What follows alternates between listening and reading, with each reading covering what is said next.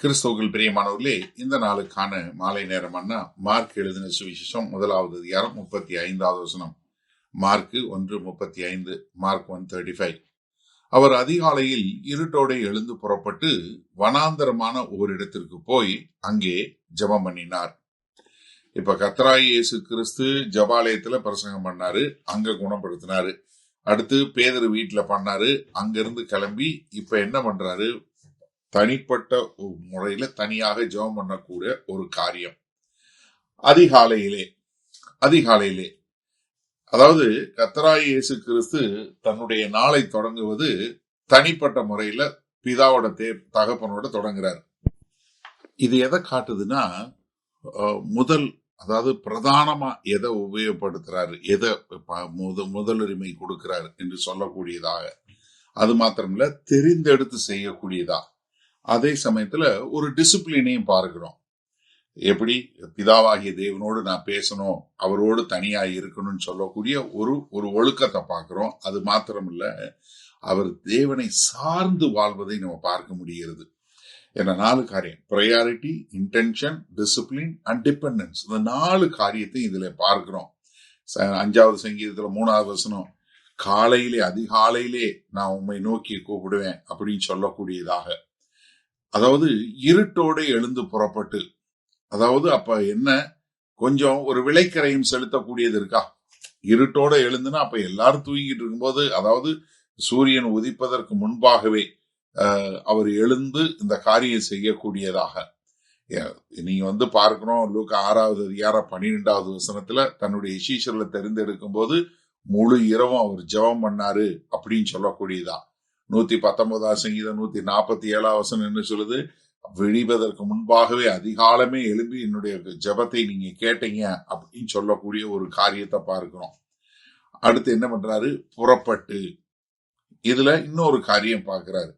அதாவது நான் இங்க ஊருக்குள்ள இருந்தா வேற சத்தம் கேட்கும். அப்ப அங்கிருந்து தனித்து புறப்பட்டு, வீடை விட்டு, மக்களை விட்டு, சீஷர்களை விட்டு, அப்ப தனக்குன்னு ஒரு நேரம், லூக்கா 5வது அதிகாரம் 16வது வசனத்துல சொல்லும் போது, அவர் அடிக்கொரு முறை இந்த மாதிரி எல்லாத்தையும் விட்டு தனியா ஒரு இடத்திற்கு போகக்கூடிய ஒரு காரியம். யாத்திராகமம் 33:7 பார்க்கிறோம். மோசே என்ன பண்றாரு? பாளையத்தை விட்டு வெளியே புறப்பட்டு போய் தேவனோடு இருக்கக்கூடிய ஒரு காரியம். அங்க வனாந்திரமான ஒரு இடத்திற்கு போகக்கூடியது. வனாந்திரம், அதாவது தனித்து விடப்பட்டது, யாரும் இல்லாததாக. ஏன்னா அவர் எடுத்தது, இயேசு கிறிஸ்து தெரிந்தெடுத்த இடத்துல யாரும் அவரை தொந்தரவு பண்ண முடியாது, கூட்டம் எங்கேயும் அங்க சேராது. அது ஏதாவது ஊழியம் பார்த்து அவர் அதுல இருந்து டிஸ்ட்ராக்ட் ஆகணும் அப்படின்னு கிடையாது.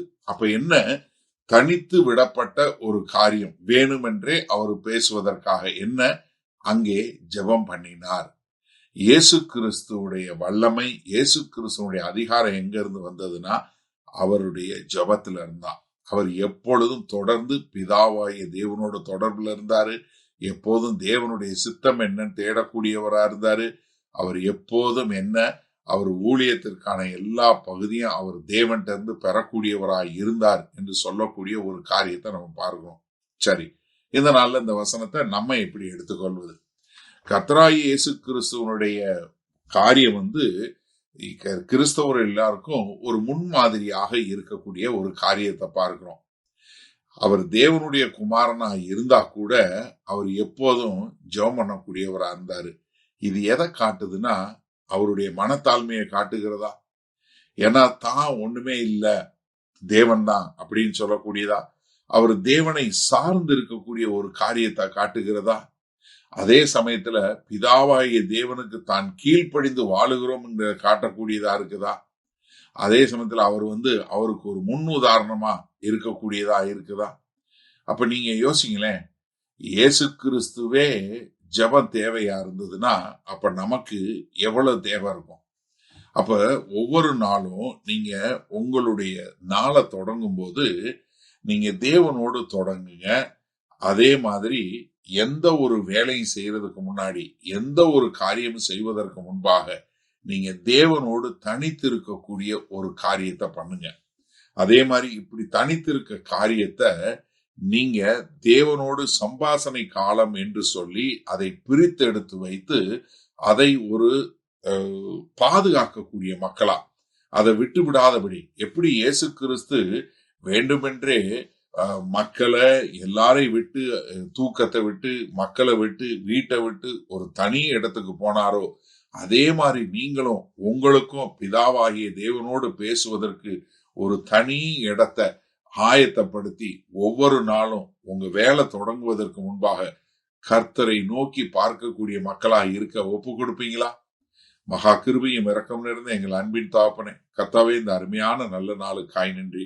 இதோ கர்த்தராகிய இயேசு கிறிஸ்து தான் எந்த ஒரு வேலை செய்வதற்கு முன்பாக உம்மை நோக்கி பார்த்து காரியங்களை செய்தது போல, ஆண்டவரே, இதோ நாங்களும் அப்படி ஒரு வாழ்க்கை வாழ எங்களை ஒப்பு கொடுக்கிறோம். மீட்பரும் இரட்சகருமாகிய இயேசு கிறிஸ்துவின் மூலம் ஜெபிக்கிறோம் ஜீவனுள்ள வல்ல பிதாவே, ஆமேன்.